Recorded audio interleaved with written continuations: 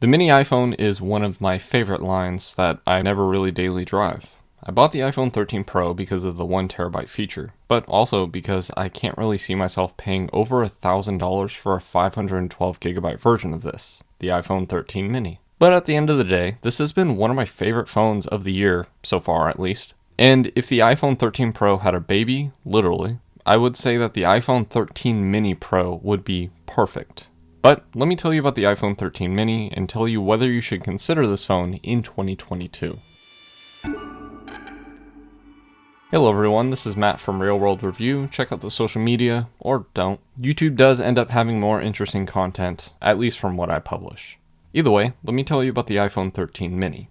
Right off the bat, there are only a few things that I would change about this phone before I would use this every day. To start, this phone is only 141 grams, 6 grams more than the iPhone 12 mini, and it is still super light. This phone is slightly thicker at 7.65 millimeters, but that doesn't change the fact that this phone feels so solid, light, and thin.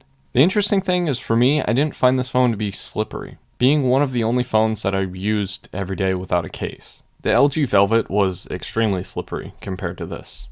But with this size, everything is small. We get a 5.5-inch OLED display, being almost exactly the same as the 1080p one found in the iPhone 12 mini, just with a much brighter screen at 800 nits max, with 1200 nits still being achieved with HDR content. This is still covered by the ceramic shield, just like it is on the 12 series and the rest of the 13 series.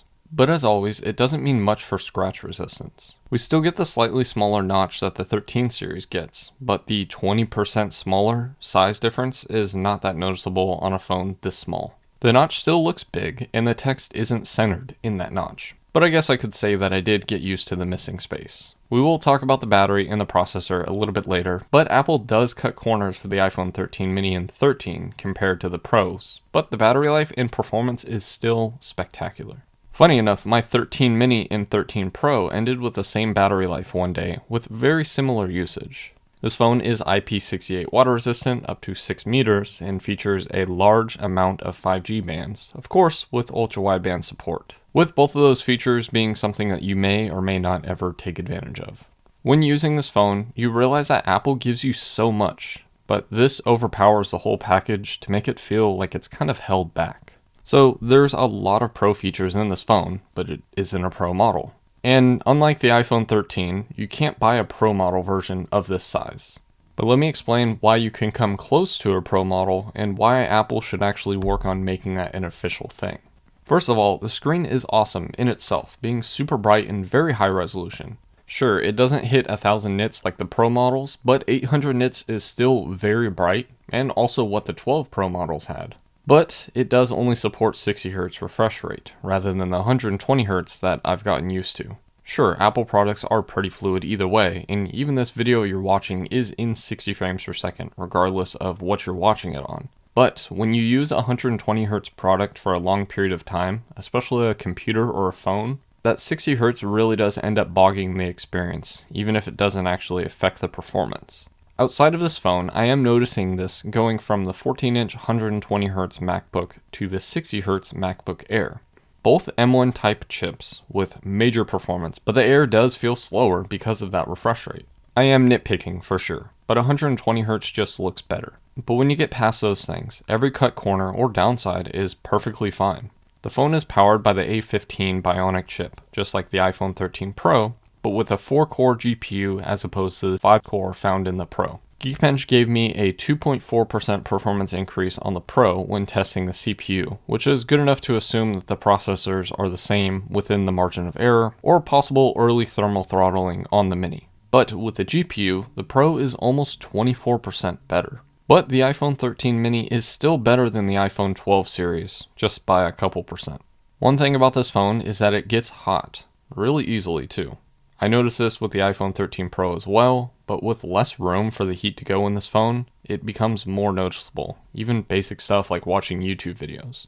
Then we get 4GB of RAM on this phone, less than the 6GB on the 13 Pro, just like the iPhone 12 series did. Personally, I didn't find the performance slow because of this, so 4GB should be fine unless you're like a super power user. But if you have a mini, you probably aren't doing that because the battery is small. It's still capable of full day usage and honestly feeling the same as the iPhone 12 mini battery, but personally, I never felt that battery was bad. And technically you can get 2 days of battery life on this phone, but that is with light usage, with heavy usage only giving you a day.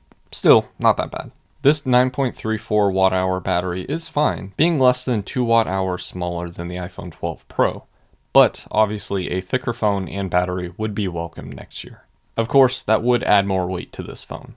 On the bottom we get a speaker and lightning port, both that work fine, but are lacking in the grand scheme of things. The stereo speakers are not the loudest, but they do sound good for the size. If you don't like the lightning port, we do still get wireless charging with MagSafe support, which will charge your phone at 12 watts max, still, just like the 12 mini, while wired charging maxes out at about 15 watts of charging. Still, 0 to 100% should take under an hour and a half to charge, and slightly longer on the MagSafe, both that are very respectable speeds, especially on iPhones. Ultimately, this is a really fast and lasting phone that is only limited by the lack of a ProMotion display, in my eyes. Now the most eye-catching part of this phone, pun intended, is the camera system, mainly the rear sensors. Now the front camera seems to be the exact same 12 megapixel found in the Pro models, just lacking Apple ProRAW and ProRes video capabilities. Shots are amazing, as expected, and we still get cinematic mode at 1080p 30 frames per second, as well as HDR video up to 4K 60 frames per second. This applies to the rear cameras as well, those sensors being both 12 megapixel sensors, the main one being a wide angle with sensor shift stabilization, while the other is an ultra-wide sensor that doesn't focus. And yes, the part looks comical as to how small the ultra-wide is compared to the standard wide, but that's because of the sensor shift hardware. When comparing the cameras from the iPhone 13 Pro, these shots are almost identical, even though the iPhone 13 mini is pretty much the same tech as the iPhone 12 series, though Apple says the 13 takes 40% more light, so I'm not really sure what that means, maybe just larger lenses. To me, the cameras look the same as the Pro models, with a few differences. There are different apertures on both sensors, so technically the Pro should be better in low light, but real-world testing shows that they're almost identical across the 13 series. But moving past that, the non-Pros lack the macro and telephoto lenses. This means zooming is purely digital, and there's no macro options on this phone. Still, most situations will yield amazing photos and videos, again at 4K 60 frames per second with HDR support. There's no ProRes video, but for the general public, it's useless and takes up too much space. I personally don't use it because I can't shoot 4K at 60 frames per second, only at 30. I think I talked enough about the cameras, which are kind of a huge deal, but in short, they're pretty much the best sensors that you can get out of regular photos and video, but far away or super close shots are lacking. This lacks the LiDAR sensor found in the Pro versions, but this phone doesn't have trouble focusing. This phone does lack night mode portraits, apparently, but we do get photographic styles. Both are things that I don't use and can't really explain. Of course, this phone is not made for professionals. I mean, it doesn't have Pro in the name, right? Similar to the iPhone 12 though, it does have a lot of Pro features, making this an amazing purchase for even tech enthusiasts out there. I have heard lots of people saying that 120Hz displays are pointless, just like how I see the ultra-wide 5G being pointless. So I guess lacking the former is somewhat okay. But this phone is really in its own league, and it's not that bad. When I added some apps, pictures, and videos, I was still left with 100 gigabytes of storage out of the base 128 gigabyte model, with $100 doubling my storage and $300 bringing me to 512 gigabytes, which doesn't really sound like a good deal when I say it out loud. 256 and 128 gigabytes of storage sounds pretty good at the starting $730 price. And don't even get me started with those outrageous repair costs, which is something to think about even with that ceramic shield. They still break. But like I said, if you're looking for a compact phone, this is really it. Even on the Android side, you have the Samsung Galaxy S22 and the Asus Zenfone 8, and those are really iPhone 13 size. There's not really anything in this space. But with the heat constraints, I could see why. I hope Apple continues with this size and figures out how to make a Pro model, but I really doubt that they're going to do either of those things this year. So, should you buy the iPhone 13 mini? I would say absolutely. The name literally has mini in it, so the small size shouldn't surprise you. Similar to the MacBook Air, this phone doesn't have all the Pro features because it's not a Pro device. However, there is a Pro version of the MacBook Air, being a Pro at 13 inches as well. But like I said, a Pro version of the Mini seems very unlikely. That's the end of my review of the iPhone 13 mini, the best and only compact phone. But what do you think? Let me know in the comment section below, and as always, thanks for watching.